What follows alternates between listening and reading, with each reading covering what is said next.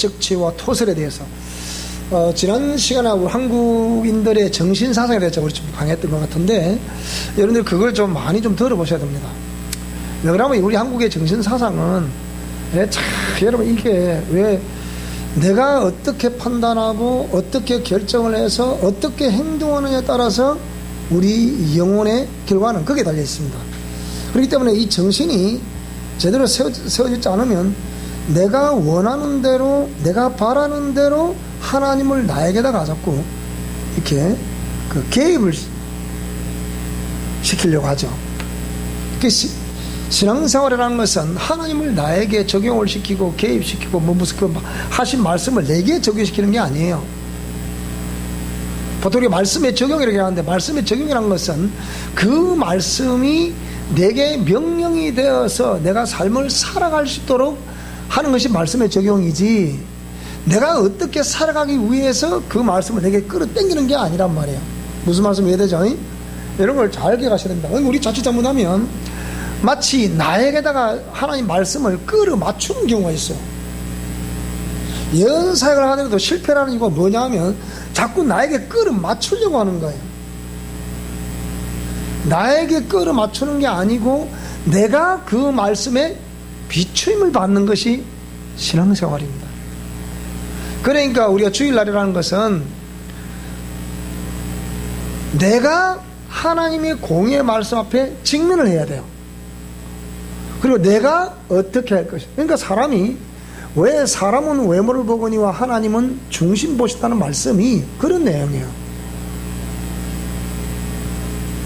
그래서 사람들이 보통 생각하기를 하나님 말씀을 내게 적용을 시키고 내게 대입을 시키고 이렇게 해서 어떤 마치 내가 하는 이 신앙이 맞는 것처럼 이렇게 생각할 수 있거든요. 그런데 하나님 말씀에 비춰보면 그게 아니다.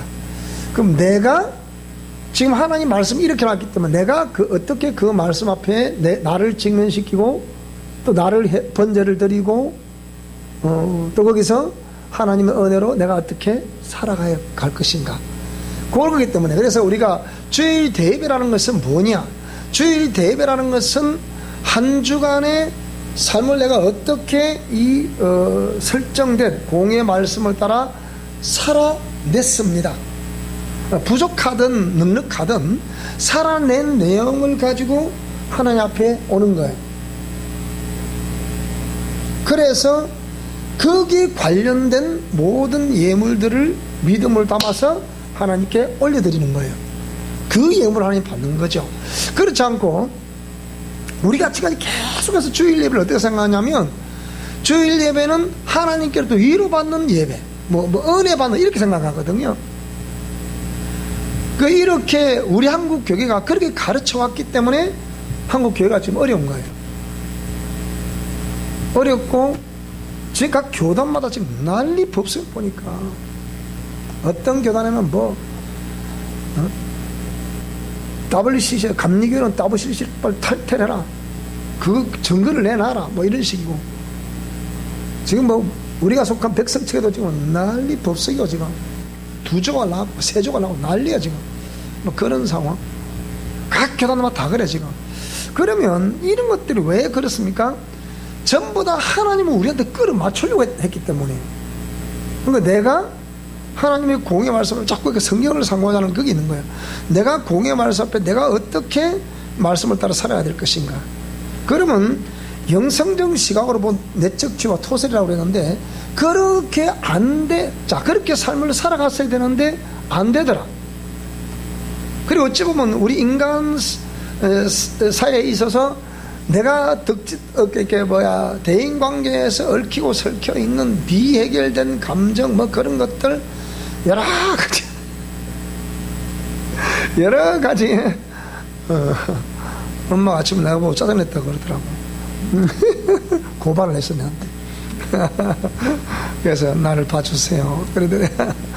자, 그래서 내적 치유라는 이런 개념은 다시 말하지만 이거는 대인관계, 그러니까 주어진 공의 말씀대로 말씀을 가지고 6일의 삶을 살아가는 그 속에서 내가 공의 말씀대로 준행했다 안 했다, 그거 누가 알겠어요?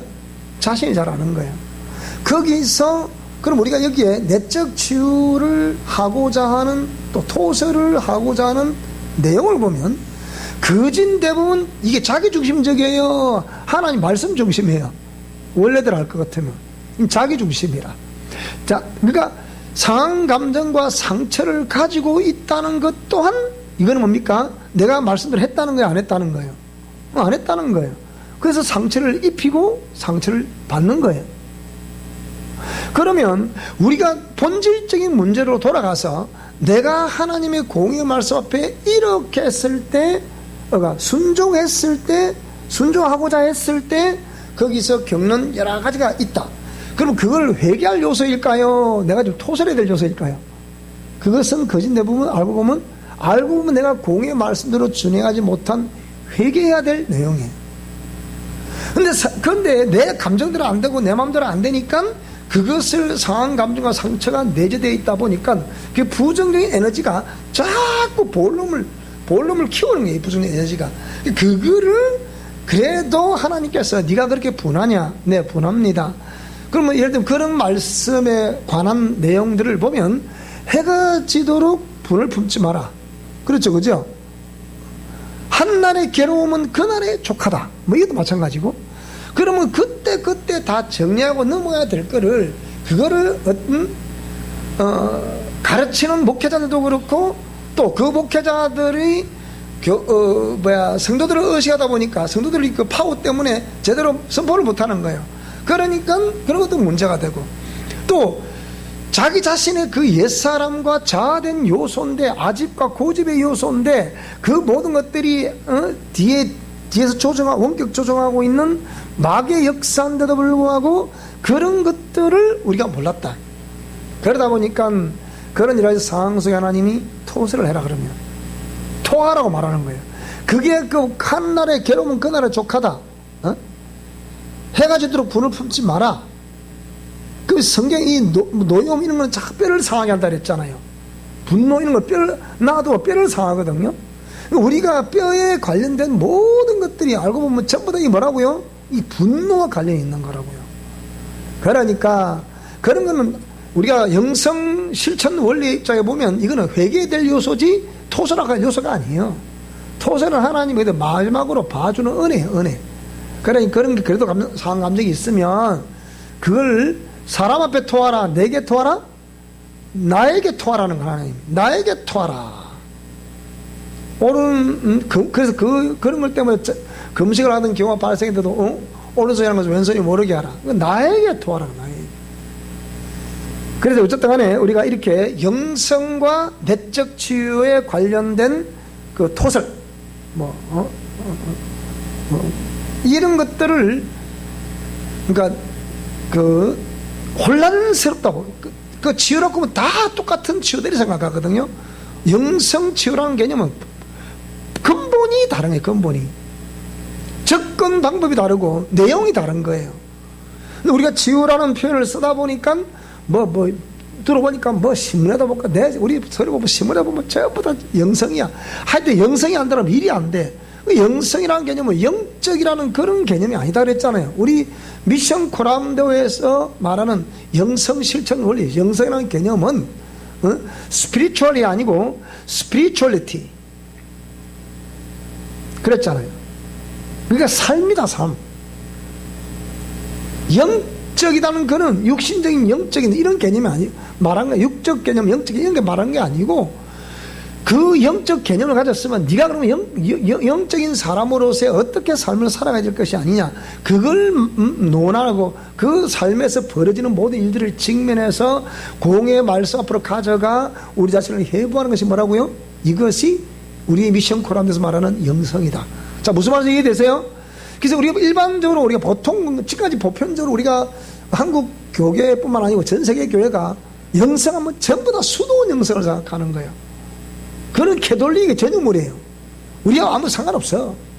근데 그거를 프로테스탄트라고 부르는 어떤 그 개신교도라 부르는, 원래 우리는 프로테스탄트라는 개념이 없습니다. 원래는 없어야 되는 거예요. 그런데 그 개신교도라 부르는 무리들이 개신교도인들에 의해서 또 캐톨릭의 수도원의 그 영성을 암아온 거예요. 그 나름대로의 개신교 목회자들이 그걸 나름 또 수도란 말이에요. 지금 우리 한국에도 언성수도원, 우리 한국의 최초의 개신교 수도원이 언성수도원이잖아요. 언성수도원인데 염두순 목사님이 이걸 장신대학원에 기부를 했다고요. 그래서 장신대에서 강나로 신학교에 뭐가 있냐? 그 영성신학이 있어요. 그래서 영성신학이 있다고요. 우리 한국이 영성을 다루는 신학교 별로 없어요. 강나로 신학교, 장신대, 그 다음에 기장, 한신대에서 오히려 생각보다 한신대를 급진부로 보거든요. 근데 우리 한신이라는 교단을 지금 기장책이라고 그러죠. 이 교단을 잘 몰라서 그래요. 근데 거짓 때문에 그쪽 소속된 건 틀림없어요. 그런데 이 기장책에는 어떻게 목회자의 질이 어떻게 구성이 되어 있냐면 급진보가 있어요. 급진보. 이들은 그냥 기독교 사회참여 부르짖는 사람들 거의 다 그 사람들이에요. 급진보가 있어요. 근데 반대로 뭐가 있다고요? 보수가 있어요. 기장책이라는 교단 그렇게 돼 있어요. 그 다음에 중도가 정반 합의 원리에 의해서 정반합 이 원리에 의해서 중도가 있어요. 그래서 우리가 그 별세신학이라는 책을 썼던 그 이중표 목사님이 대표적으로 그게 뭡니까? 이 영성인 것들이죠. 그래서 그게 통할 수 있는 거예요. 그런 교단에서 거기 있을 수 있습니까? 그래서 그런 거예요. 그래서 기장측에서 운영하는 총회신학교인 한신대에서는 그런 것이 있어요. 그러다 보니까 또 그런 반면에 타로점에 관한 과를 설치하려고 한다거나 이런 거 있죠, 그죠? 그러니까 급도 진보가 있다 그랬잖아요. 그쪽 구미에 맞도록 될 학과도 있어. 또 극보수라고 부르는 이쪽 구미에 맞는 학과도 있고, 이거 내가 보니까 그것도 니도 틀리고 니도 틀렸다 보니까 우리는 이거다. 그래 말하는 사람도 있습니다. 그래서 이런 거 있는데, 그러니까 이런 수도원의 영성을 끌고 들어와서 개신교에서 그걸 활용을 했다. 그래서 이 개신교 영성이라는 거예요. 그러니까 알고 보면 그 출처가 어디라고요? 수도원 영성이라고. 그럼 수도원 영성은 왜 생겼느냐? 당시에 중세 캐톨릭이라고 부르는 모든 길은 로마로라고 했던 그 당시, 로마가 세계를 지배하고 있을 그 당시에 이 우리가 콘스탄틴 대제라고 부르는 콘스탄티누스라고 그러죠. 이분이 카톨릭을 창실했단 말이에요. 그분은 원래 하나님 믿는 사람이 아니에요. 자꾸 갖다 끼워 맞추려 해서. 그런데 그분은 불신자예요. 불신자로서 이분이 뭡니까? 로마의 황제였단 말이에요. 그 당시에 로마는 여러 가지 제후를 두고 있어. 각 지역에 황제가 있었잖아요. 이렇게 가이사 아우구스도라고 하듯이, 그죠? 그런 황제가 있단 말이에요. 그 지역을 통할하는 그런 황제가 있었다. 그 중에 이래서는 안 돼. 그 황제다 보니까 항상 칸이 되려고 하는, 머리가 되려고 하는, 그게 강하잖아요. 그래서 황제끼리도 치열한 파워게임을 벌이는 거예요. 그 성자가 누구냐? 콘스탄틴이에요. 그래서 콘스탄틴이 로마 황제였기 때문에 이 콘스탄틴이 뭘 하겠다가요? 이걸 자기 이렇게 황제권을 강화를 시키려고 하니까 그 외에 다른 지역을 통할하고 있는 사람들과 협약을 맺거나 또 그들을 이렇게 파워로 누르거나. 자, 이렇게. 그런데 이제 이 로마를 가만히 이 콘스탄틴이 분석을 해본 거예요. 분석을 해보니까 로마가 지금 로마를 지배하고 있는 종교가 뭐더라, 그 당시에? 이 예수교라 부르는 이 종교더라. 그 얘기예요. 기독교라 부르는 이 종교들이라 그 얘기예요. 그래서 이 황제가 머리가 핑 돌아가는 거예요. 그 어땠으면 좋겠다? 이들을 통치하려고 하니까 이들의 구미에 맞는 게 무엇일까? 로마의 당시의 법정은 예수님 당시에 빌라도의 법정이라, 이 법정은 단 하나의 오판도 없었다는 것으로 유명한 법정이라고 했잖아요. 그러니까 또 세계를 지금 호령하고 있는 시대고, 그러니까 그의 주인공들이 전부 다 보니까 그리스도인들이라. 그러니까 이 콘스탄틴이 그것을 딱 보니까 저걸 이용하지 않으면 내가 이 통치할 수 있겠더라, 없겠더라? 없겠더라. 그래서 꾸며낸 얘기지.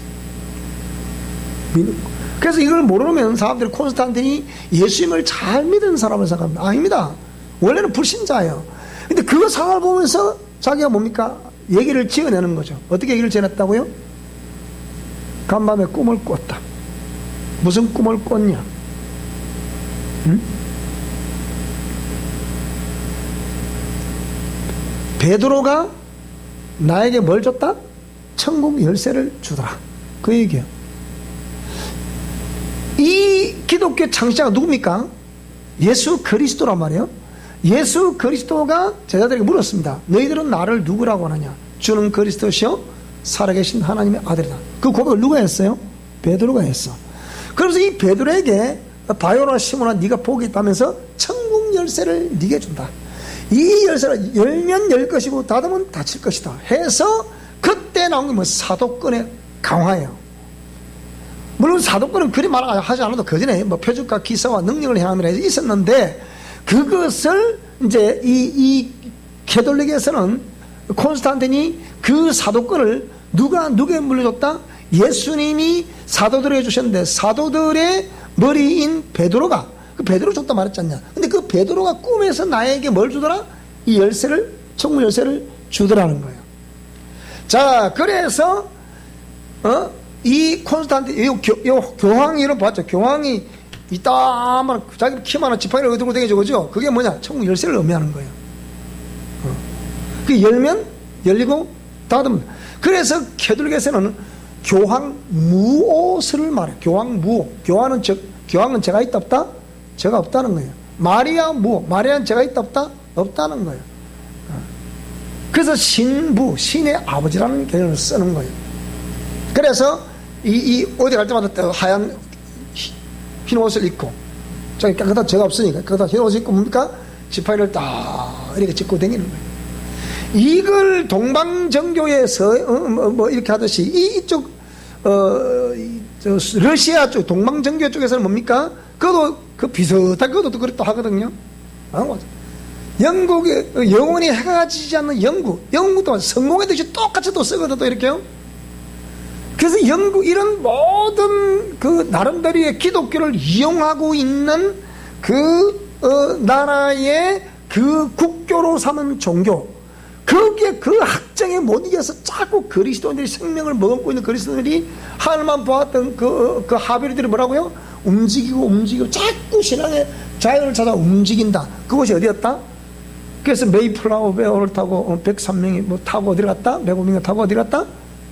신대로 갔다. 그게 어디가? 아메리카. 근데 여기도 이제 뭡니까? 어느 성당할 때까지 좋았는데 지금 저 트럼프라는 저 친구는 내가 볼 때는 완전히 날라리야. 거기서 조용한 동방에 떠는 나라로 복음이 전파됐다. 오늘 대한민국입니다. 자, 이렇게 해서 이 콘스탄틴이 그렇게 해서 기독교를 이용하려다 보니까 그러면 최고 기독교에 좋아할 일이 무엇인가? 뭐겠습니까? 기독교를 국교로 옹립을 해주는 거예요. 그래서 기독교, 우리 로마의 종교는 뭐다? 기독교. 그런데 초대교회 당시에 모교회인 예루살렘과 유다와 사마리아와 땅끝이라 했잖아요. 그 당시 땅끝은 갈릴리 지역을 말하는 거단 말이에요. 북부 지방까지 말하는 거거든요. 그런데 자, 이래서 이 콘스탄틴이 기독교를 국교로 공인을 합니다. 근데 국교로 공인하는데 그 당시에 이렇게 로마가 예루살렘 교회를 모교를 중심으로 한 최초로 이방인 지역에 세워진 교회가 무슨 교회? 안디옥 교회. 예루살렘 교회, 안디옥 교회, 그 다음에 콘스탄티노폴리스 교회, 또 이런 뭐 로마 교회, 알렉산드리아 교회, 뭐 이렇게 초대 교회 5개 교회가 있는데 그 중에 우리가 유일하게 로마 교회를 뭐라고 부르냐? 로만 캐톨릭이라고 부르는 거예요. 그러니까 그 로마 교회는 결국 뭐가 됐다? 캐톨릭으로 부른다. 그 얘기예요. 그 로마 교회를 캐톨릭으로 부르는 사람이 누구예요? 불신자인 콘스탄틴이라. 이런 걸 사람들이 몰라. 그러니까 알고 보면 로마 교회를 정치적으로 이용한 사람 누구요? 그 콘스탄틴이에요. 이걸 모르는 사람들이 캐톨릭에서 뭐라 하냐, 우리 보고 개신교도라 하자. 개신교도라. 종교 개혁을 통한 개신교도다. 캐톨릭에서 개종했다 그 얘기예요. 맞아요? 여러분이 거기 맞다 하면 여러분은 캐톨릭을 큰 집이라 불러야 돼. 기독교 인정을 해줘야 돼. 근데 그걸 인정 안 하면 원래 로마 교회를 그러니까 순수했던 기독교가 흥행했던 로마 교회를 이어먹은 사람이 누구라고? 정치적으로? 콘스탄티누스. 이 사람 믿는 사람 안 믿는 사람? 불신자. 누구? 황제. 그래서 기독교인들은 환심을 산 거예요. 됐구나. 드디어 우리 기독교의 계절이 오는구나. 그때부터 정치와 종교라는 개념이 분리가 돼야 되는데 하나가 돼버린 거예요. 무슨 말이 됩니까? 그러면 원래 기독교에서는 잘못하는 황제를 향해서 왕을 향해서 지적을 할 수 있어 없어요? 했어요 안 했어요? 당시에 세례요한이 했어요 안 했어요? 못 봐요. 그런데 왜 정치와 종교가 분리의 원칙이라고 하냐면 이 캐톨릭이 압박을 주니까 그건 옳지 않소. 그래서 우리는 분리가 원칙이요. 그래 말한 거란 말이야. 우리가 당신에게 잘못하면 말할 수 있다 없다, 지적할 수 있다 없다? 있다는 거예요. 근데 그거를 로만 캐톨릭이 지배를 하면서 당신들이 마음대로 한 건데 그거 잘못했어. 왜 우리가 신앙의 자유를 우리 마음대로 해야 되는데 당신이 그 법을 갖고 우리 마음대로 우리를 압박을 하오. 그 얘기거든요. 그래서 돼요 안 돼요? 종교는 자유가 있어 없어요? 자유입니다. 근데 이 정부도 우리 기독교 입에 재갈을 쯤요. 내가 정보를 다 듣고 있잖아요. 우리는 고급 정보입니다. 이런 정보는. 지금 다른 데 많이 있지만 그것도 고급 정보. 지금 이 한계초에서는 저것도 지금 사실 고급 정보. 왜 계속 우리 보면 아니잖아요. 이렇게. 근데 요 최근에 제가 우리 어떤 박사님 만났다 그랬잖아요. 뭐라 그래요? 한국 기독교 사학이라는 연세대학을 집어먹을, 이 기독교 사찰을 하는데 이 기독교 대학이잖아. 이 연세대학을 깔아 뭉개버려야 이 한국 기독교를 말살시킬 수가 있거든. 우리 한국의 서울대도 좀 대단하지만 이 서울대 있기 전에 연대가 처음 생겼잖아. 학교가 근대화된 학교는 이런 학교들을 깔아 뭉개려다 보니까 이게 됩니까 이게? 물론 뭐 역사를 따지면 뭐 이것도 있지만 우리 한국에 최초로 외국인 서구 문물이 들어오면서 이 세워진 학교가 연세대학이란 말이에요. 이 기독교 상징물이란 말이에요. 그러니까 이거를 지금 깔아 뭉개보려고 그러는 거예요. 이 정부가. 그러니까 막 전방의 압박을 가합니다. 참 힘든 시대입니다.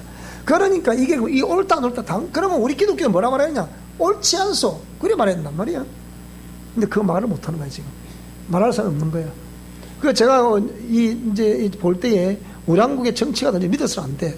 뭐 지금 보수라고 부르는 뭐 한교안 씨도 믿을 수 없어요 지금. 안 돼 저래 갖고는.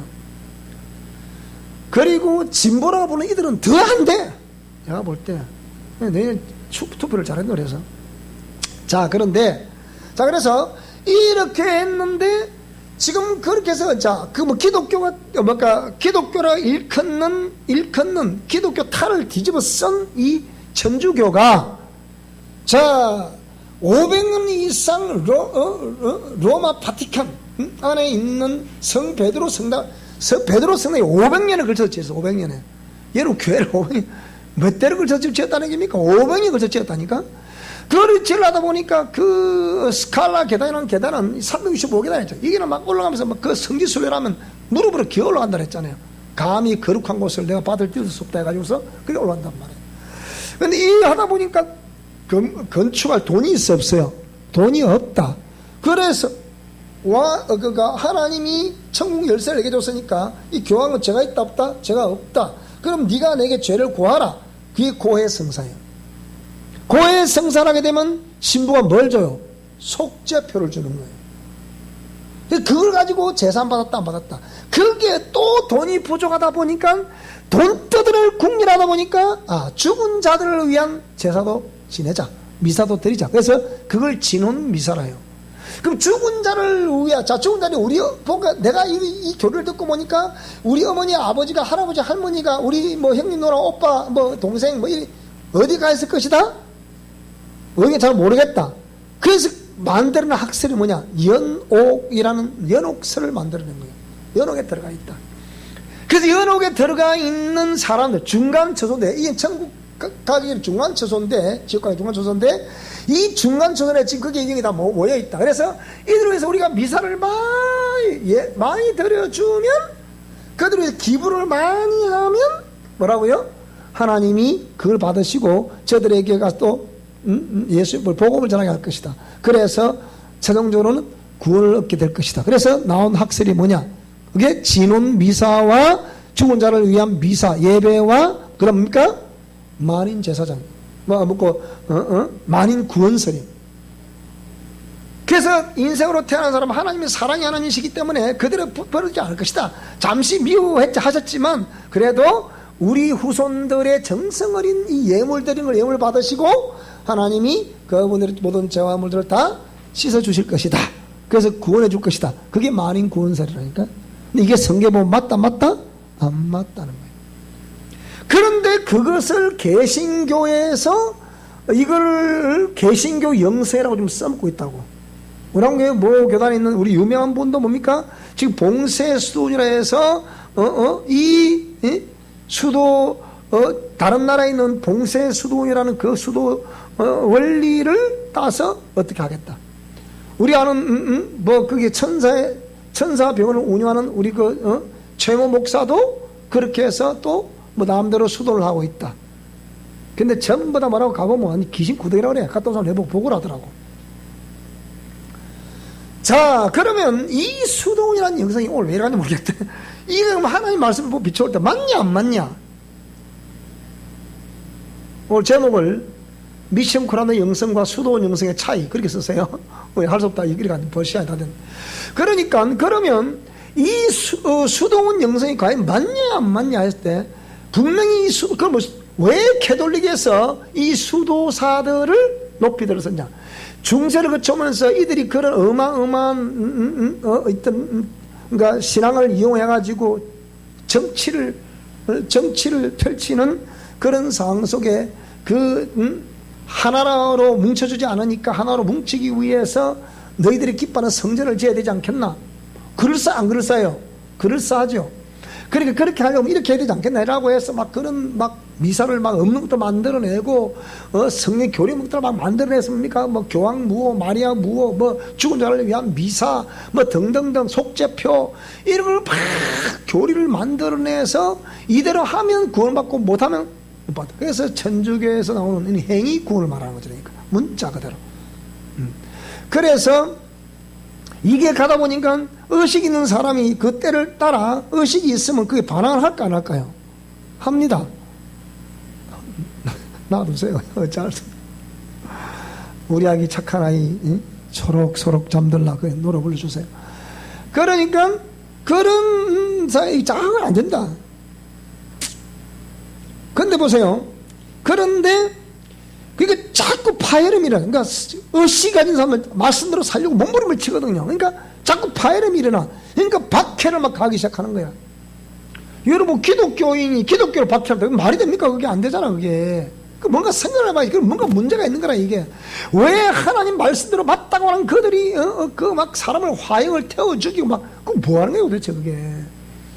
그러니까 점점점 기독교는 기독교 탈을 쓴 존재들 때문에 기독교는 이렇게 그 존재의 의미가 퇴색이 되고 의미를 잃어가기 시작하는 거예요. 자, 그러다 보니까 민심이 흉악해지니까 가면 갈수록 말도 안 듣거든. 안 듣고 더 포악해지는 거야. 바로처럼. 그러니까 이거 로만 캐톨릭으로서 이는 희망이 없다. 그런데 그런 중에도 그 안에서 그런 나름대로의 기독교의 물을 먹은 사람들이 있겠어요 없겠어요? 있다고? 캐톨릭 사제들이지만 무오하든 죄가 없다는 캐톨릭 사제들이지만 그래도 그들 사제들이 봐도 옳지 않아. 우리가 여기서 많이 말하는 잔느기용도 사제는 아니지만은 여신도다.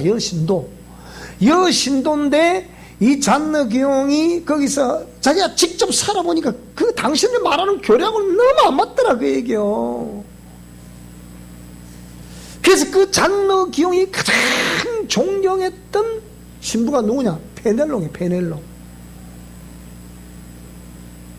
17세기 3대 영성하라 했죠. 마이클 몰리노스, 잔느경, 페넬롱. 이 세 사람은 17세기 3대 영성가라. 근데 전부 다 수도원 영성가들이라. 그래, 이걸 나는 오늘 여러분, 우리 이 동영상을 보고 계시는 우리 모두 미션 코람대원들도 이걸 잘 기억하셔야 돼요. 행여나 이 동영상을 보시는 분, 수도원 영성을 좀 깊이 공부를 해보셔야 됩니다. 예수님이 말씀하신 성경에서 말하고 있는 너희는 세상의 소금과 빛이라는 그런 개념을 가진 집안 모든 사람들에게 비치게 하라 라고 말씀하신 것이 기독교 영성이에요. 그런데 내가 지금 하고 있는 것이 하나님 말씀에 합하고 있는지 안 하는지, 복음에 순종하고 있는지 안 하고 있는지, 공의 말씀에 순종하고 있는지 못하고 있는지를 우리가 정리해 보셔야 돼요. 마음은 그렇게 한다고 생각하는데 내 몸은 왜 말을 안 듣는지 생각해 보셔야 돼요. 수도원 영성으로 가능할까요? 불가능합니다. 그래서 여러분이 이제 들으실 때는 그러면 당신 말은 맞고 다 틀렸단 말이냐? 그건 아니에요. 그들도 나름대로의 어떤 방법을 추구합니다. 추구한다. 그렇게 추구해 보신 다음에 저하고 테이블에 앉으면 제가 말이 무슨 말인지 이해가 돼요. 그래서 한동안에 제가 같이 교수 생활했던 우리 피모 목사님이 지금 돌아가셨잖아. 그분이 왜 돌아가셨느냐? 그 영성 실천 원리를 추구하다 돌아가신 거예요. 그분 수도원 영성가잖아요. 그런데 그렇게 수도원 영성에서 추구했던 것이 그런 내용이다. 그러니까 도저히 당시 사회에 온 세계에 기독교가 퍼져 있는데 이런 상황 속에 로만 캐톨릭은 더 이상 이걸 운영할 수가 없는, 진리를 운영할 수 없는 거예요. 그러니까 자기들의 부패성, 또 그렇게 이질성, 공의 발서 비추어서 철저히 이거는 뭐라 할까, 말씀에 비추어서 있는 옳지 않은 어떤 그 교리들, 이런 것을 희석을 시키고 뭔가 감추려고 하니까 그래도 자기들보다는 훨씬 나은 누가 있더라? 자기들이 통치하는 통치 인형을 보고 통치 스타일을 보고 통치하는 과정을 보면서 결과물을 보면서 이건 옳지 않다. 여기서는 가망이 없다. 라고 해서 그 현장을 떠나버린 사람들. 그들이 누굴까요? 그들이 수도사들이에요. 그래서 그들이 어디로 갔냐? 그래서 그들이 그 현장, 보통 우리 종교에서는 속세라 그러죠. 여기 현장을 떠나서 어디로 갔다? 이들이 사막, 광야로 갔다. 그 산속으로 들어갔다. 해안가로 갔다. 그래서 거기서 뭐 했다? 거기서 오직 고르반 수도에만 정진했다는 거예요. 하나님께만 얘기만 돼. 그러다 보니까 나름대로의 주님이 그 표적을 보여주셨을 것이다. 안 보여주셨을 것이다? 보여주셨을 것이다. 그래서 그러다 보니까 어떤 황홀경을 경험하게 되고 음성을 듣게 되고 근데 그때는 고르반 할 때는 좋았는데 이 황홀경과 음성과 환상과 이런 모든 것들을 보면서 눈을 뜨면 황홀경과 환상과 음성과 이상은 사라지고 없는 현실이단 말이에요. 근데 이들이 계속 그러다 보니까 현실의 삶에서 보여지는 또 겪게 되는 모든 것과 그들이 하나님께만 고론할 때 들었던 보았던 황홀경, 음성, 환상 뭐 이런 것들이 하고 눈을 떠보고 눈을 감아보니까 이게 일치가 돼 안 돼요. 생각해 보세요. 이걸 해결 못 한다니까. 그게 수도원 영성이에요. 해결 안 돼요. 그래서 막상 삶을 살아가려고 하다 보니까 말씀대로 안 되더라 이게. 무엇보다 그들은 정욕의 힘을 못 쓰는 거예요. 어찌할 수 없는 거예요. 그래서 천주교회도 오직 결혼하지 않고 하나님께만 드리겠다. 바울처럼 신부가 있잖아요. 또 그와 같이 그렇게 나도 하겠다 라고 부르는 여성들이 이들 누구예요? 이들이 수녀예요. 오직 하나님께만 고르만 하겠다 해서 그 원리를 따라 열심히 수도하고 정리한다 보니까 이성과 관계는 어찌할 수가 없더라. 그러다 보니까 부정이 드러나겠어 안 드러나겠어요? 드러나요. 그래서 만들어진 제도가 뭐냐? 그게 유아세례예요. 무슨 말인지 이해되죠? 그래서 유아세례를 하는 거예요. 그래서 아무것도 모르고 자꾸 유아세례를 왜 안 해줍니까?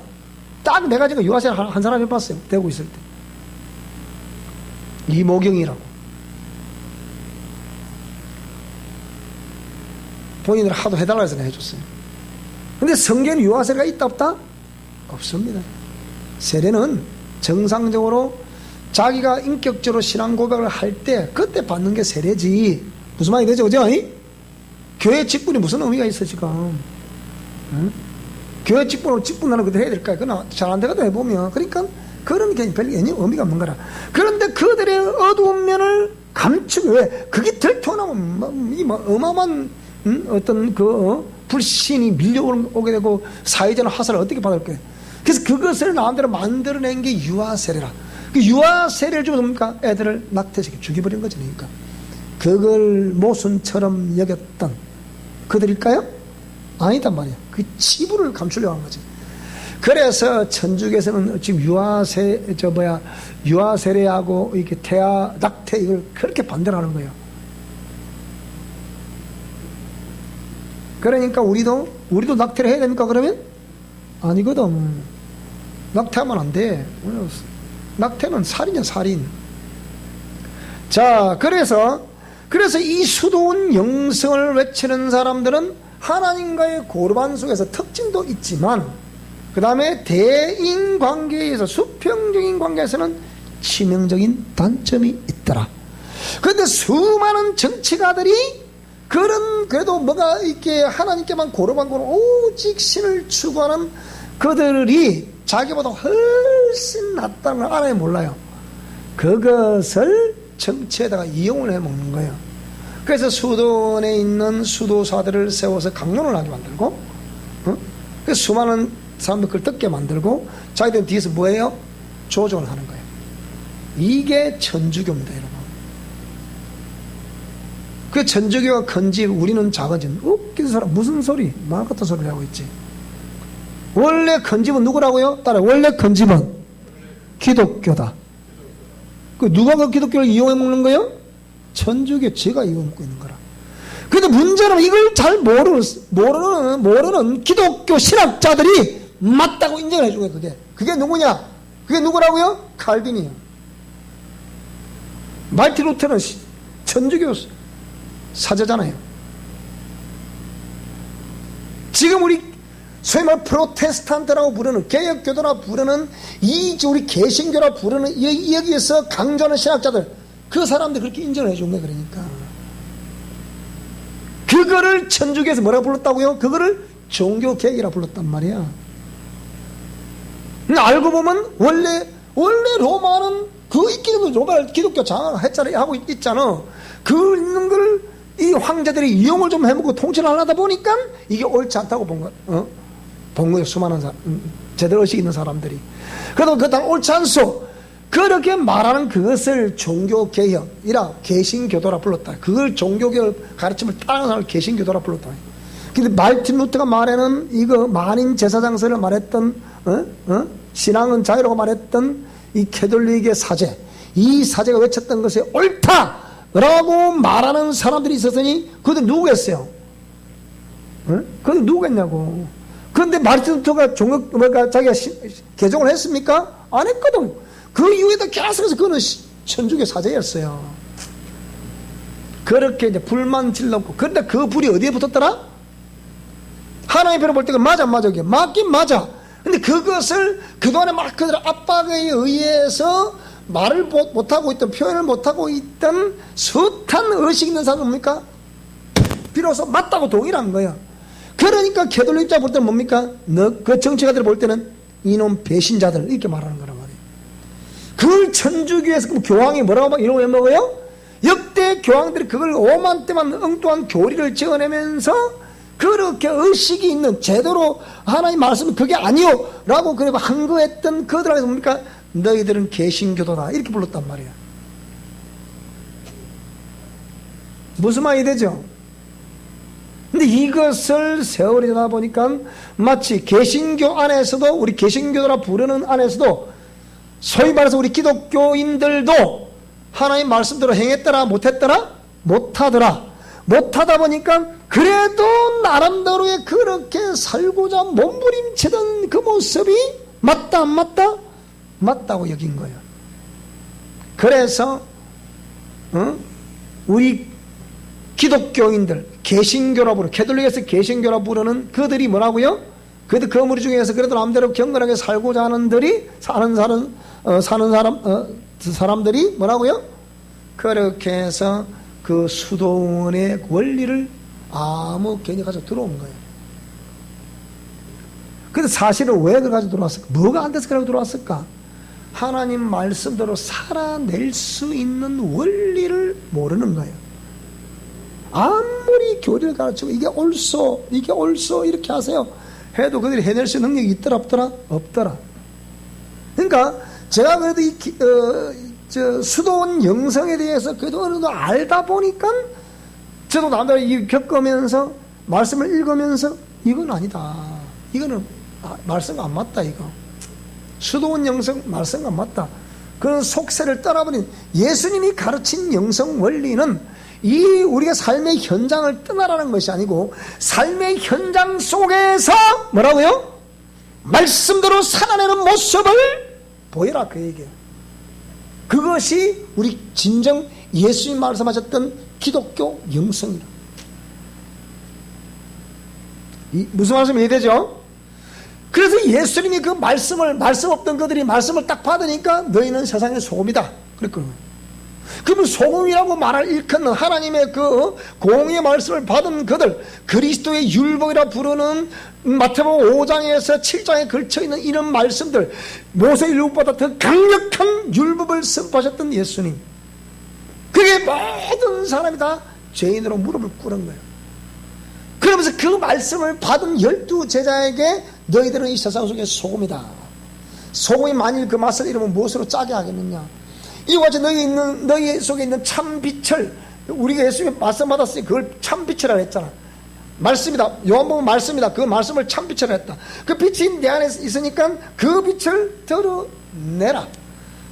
드러내야 되는 수많은 사람들에게 내게 생명이 있음을 보여줘야 되는 그러한 원리를 갖고 있기 때문에 이것을 뭐라고 했다고요? 이것을 너희는 세상 속에서 빛이라. 지금 저와 여러분이 우리 가문에서 먼저 믿은 사람은 여러분 가문에서 빛이 되셔야 됩니다. 저도 우리 가문에서 제가 빛이 돼야 됩니다. 그래서 그 빛 역할을 해보려고 하니까 이 영들이 얼마나 도전을 하는지. 지금 다 돌아가셨다. 우리 아버지부터 시작해서 우리 형님부터 시작해서 또 돌아가신 형님부터 시작해서 또 지금 있는 형님 마찬가지고 또 내가 조카도 마찬가지고 얼마나 대적을 하는지. 그들을 살려주려 나름대로 제가 복음을 전해보고 나름대로 해보려 하니까 우리 시족이 이 못된 성질들 때문에 못된 기질 때문에 이게 안 되는 거예요. 해보니까 한 사람 건지기가 얼마나 힘든지 얽히고 설킨 감정들 때문에 또 하여튼 그런 전형적인 엮이는 가정에서 겪는 고통, 그런 슬픔, 아픔, 괴로움, 이런 것들, 괴리 이런 것들, 이것들 때문에 이런 말씀 놓게들질 않아. 여러분 한 영혼을 구한다는 게 얼마나 힘든 일인지, 정말 힘든 거예요. 내가 당대 신앙이다 보니까 우리 아이들을 모태 신앙인으로 엄마 태에서부터 우리가 늘 기도하는 가운데 출생시켰지만 그래도 부정적인 유전자는 그 속에 있더라 없더라? 있더라. 제가 볼 때는 신앙생활로 가장 그 고통스러운 세대가 어느 세대냐? 당대도 아니야. 2대째 신앙이에요.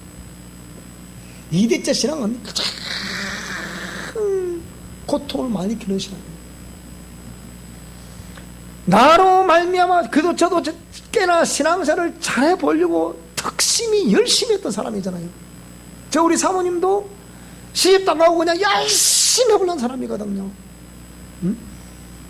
어찌 보면 열심으로 말하자면 2등 하기 싫은 사람이야.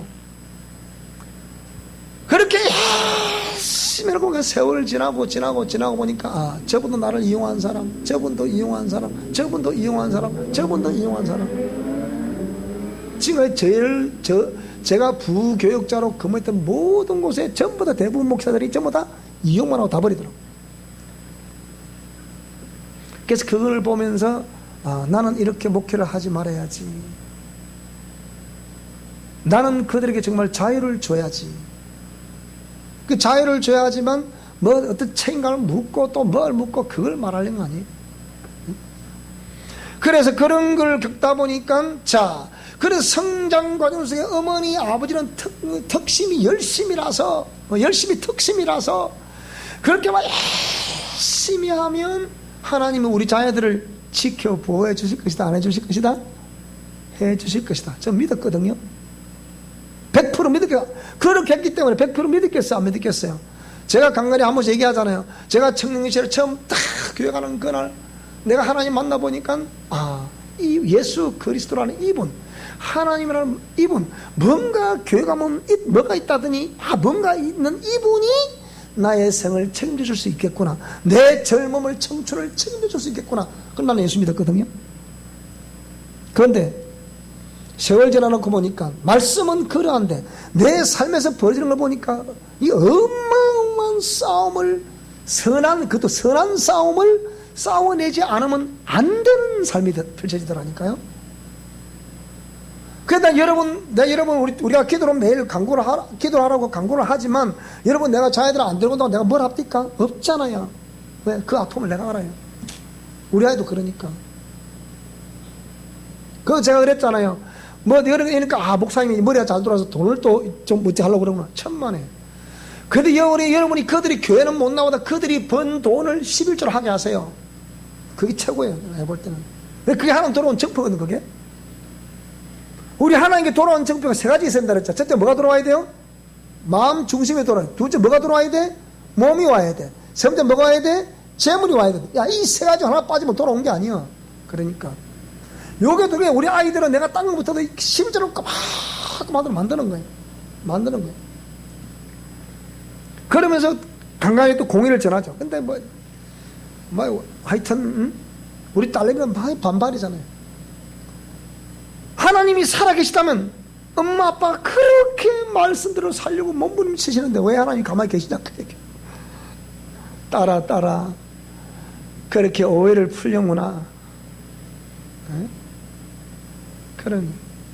그러니까 삶에서 펼쳐지는 현장을 보니까 말씀과 괴리된 삶이 너무 많이 펼쳐지는 거예요.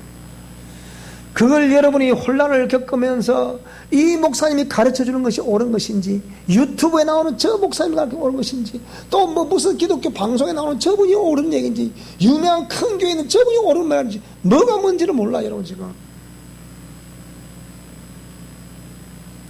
제가 좀 다음에 발언할 책으로 나오는 책 중에 그런 책이 많이 나옵니다.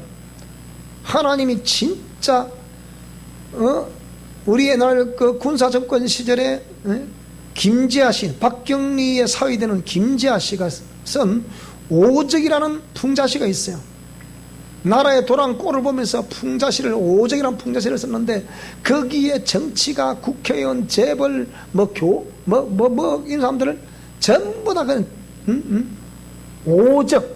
적이라고 본 거예요.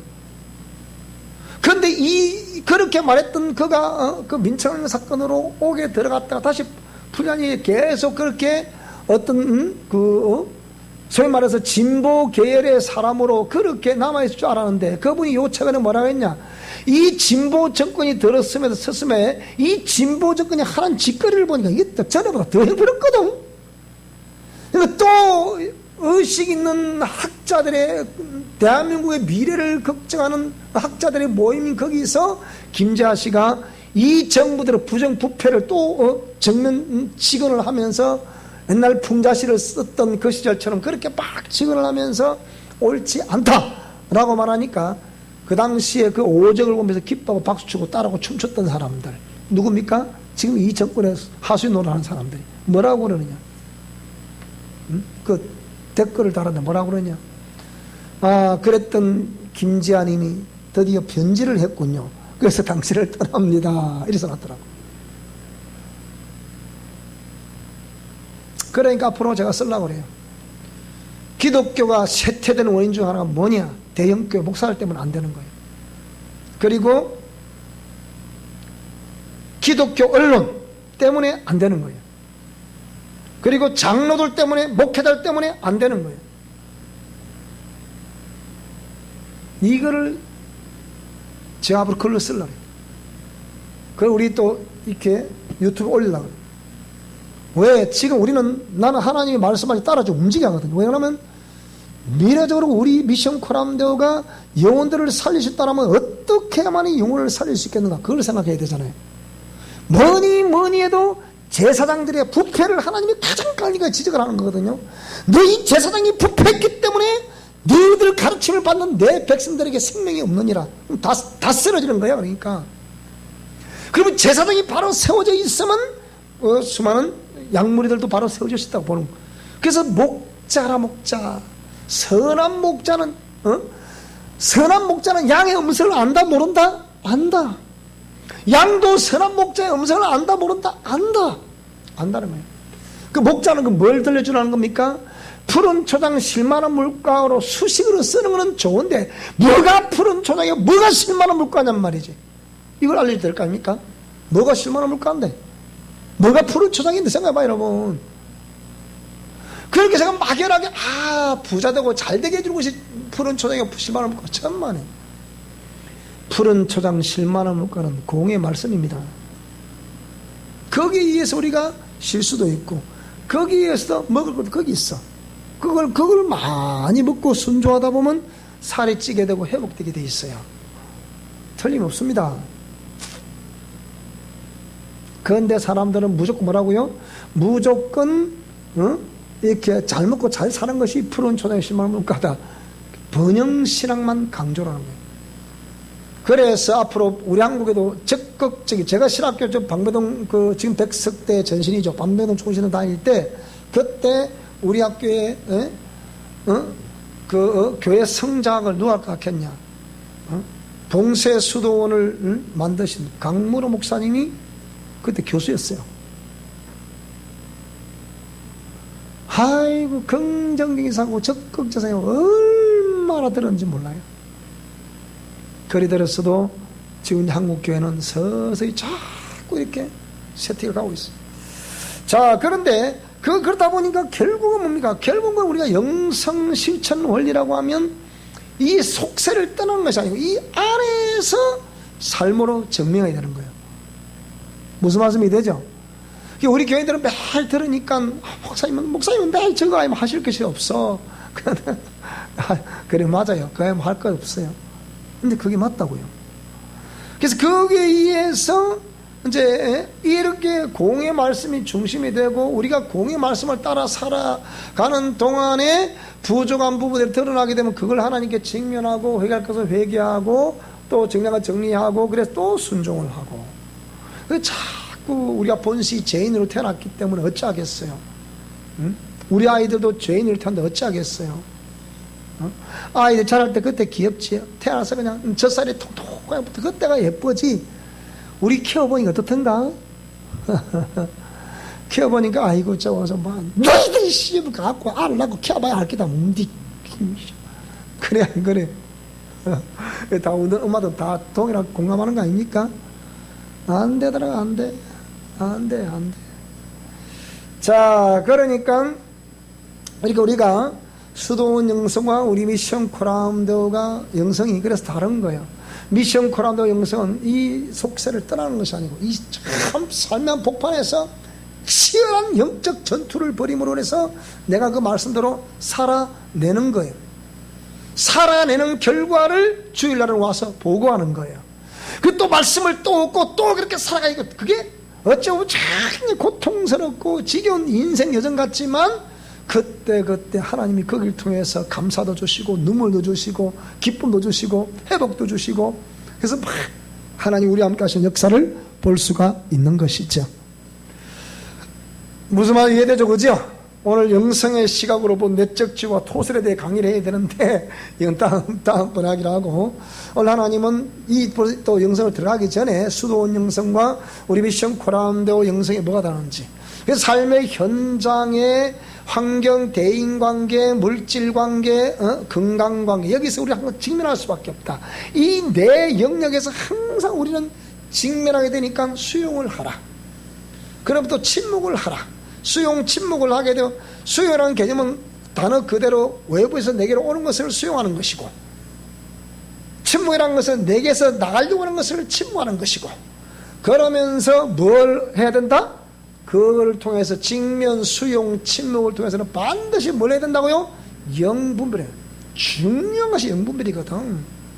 영들을 분별해 보니까 수용에 대한 저 상대방 속에도 죄된 습성이 보이고 옛사람의 모든 것이 보이고, 나에게도 죄된 습성과 옛사람의 모든 것이 보이기 때문에, 그래서 누가 누구를 가르치고 뭐 지적을 하고 그거 하지 마라 이 말이에요.